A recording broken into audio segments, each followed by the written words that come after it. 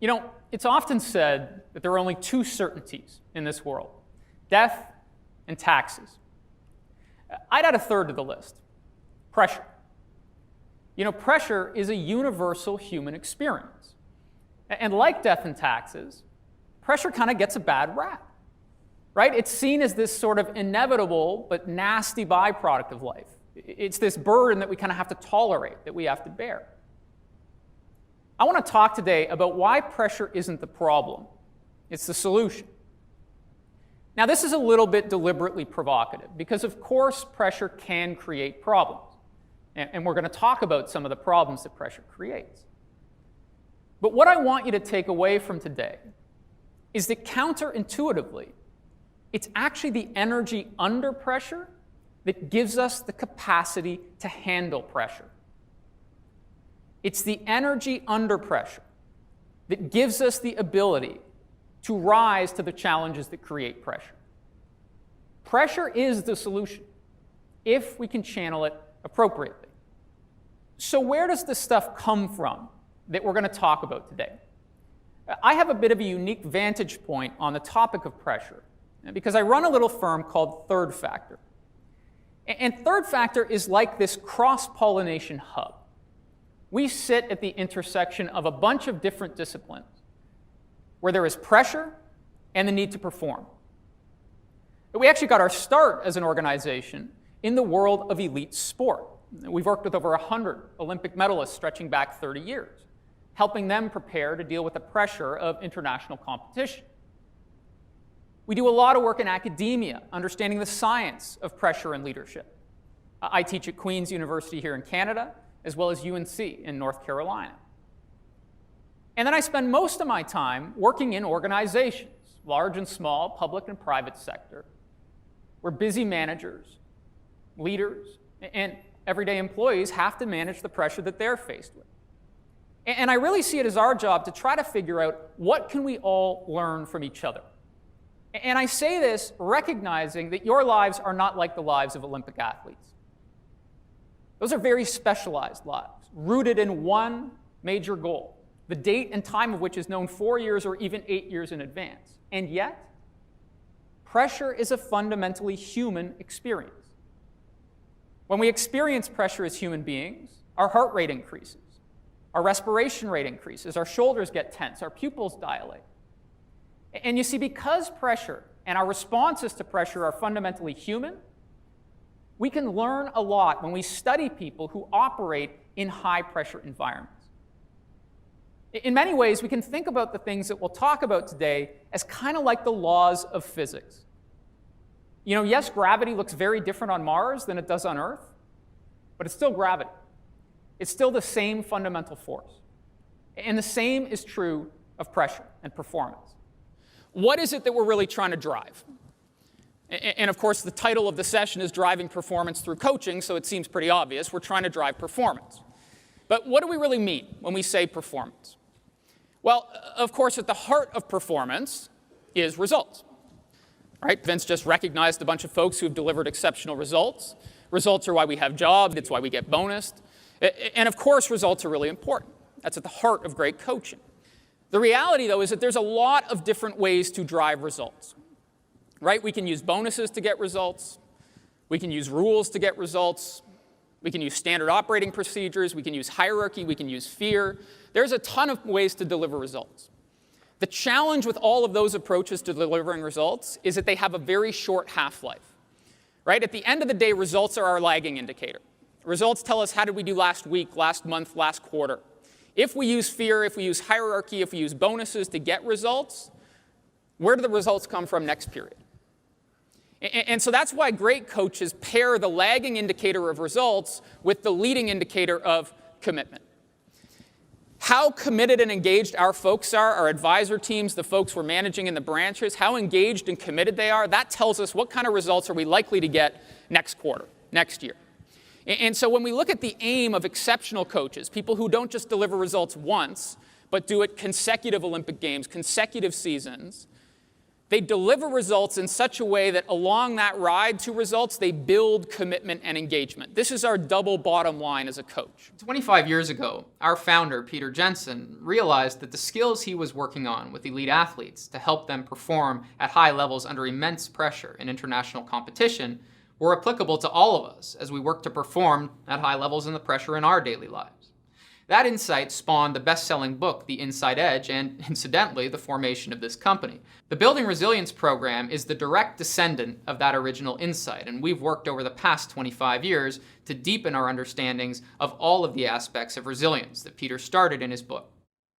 Now, you hear a lot about resilience these days. What do we actually mean when we say resilience? Well, our definition of resilience has three components.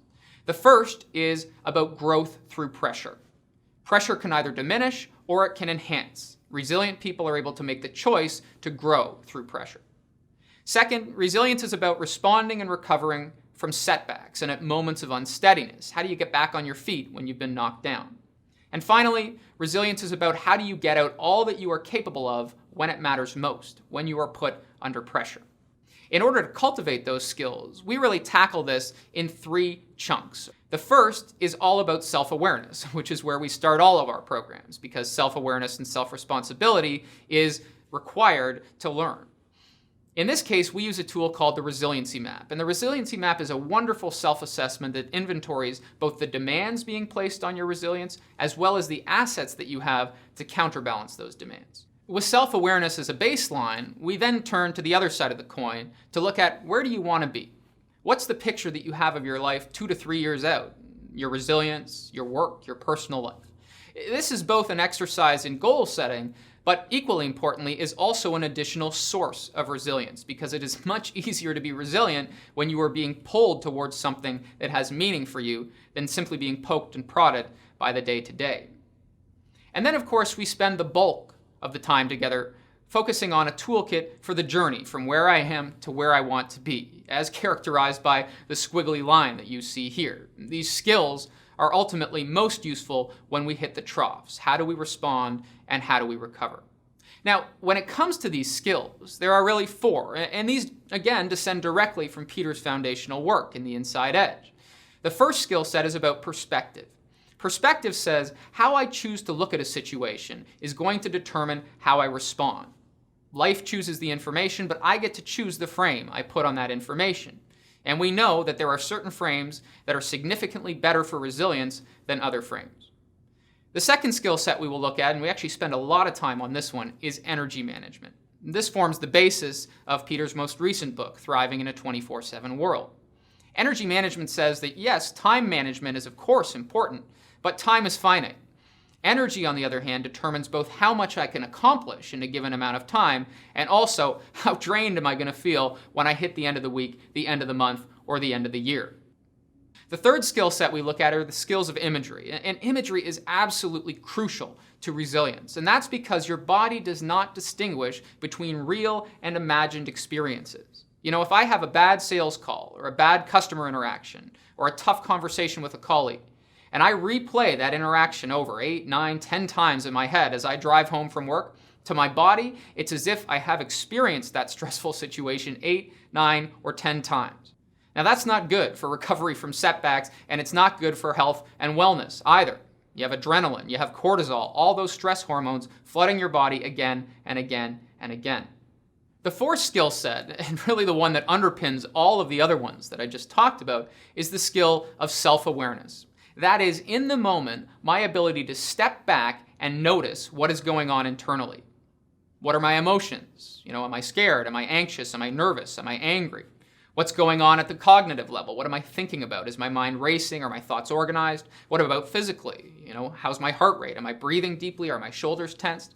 Because once I step back and notice, then I am granted choice. I can choose how I want to respond in the situation, and in that choice is where we find resilience. When I become my racing heart rate, when I become my nerves, my anxiousness, I lose the ability to choose, and I cannot choose to be resilient. Now, we explore these choices in a very interactive way. We talk about the research that underpins each of the skill sets, and then we get down to business. We practice some very practical skills.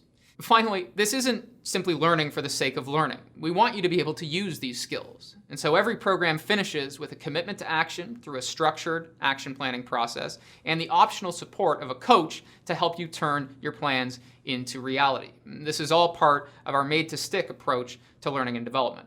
You know, there are a lot of resilience programs out there, and I'm often asked, well, what makes your program unique? And I think fundamentally for me, it's ultimately that we have a kick-ass R&D lab. Right? We do a lot of work in elite sport. And sport is a wonderful lab for these skills because sport has pressure and it has incredible measurement. The athlete can tell you at the end of a performance if that worked or not because it's there in the clock, it's there on the scoreboard. The other thing that's beautiful about sport is it is unbelievably action-oriented. Yes, there is a role for theory, there is a role for ideas in sport, but ultimately what works gets kept and what doesn't work gets discarded. It's an incredibly practical program. Now, you may say at this point, well, I'm not an elite athlete. I'm not competing at the Olympic Games. That's fine.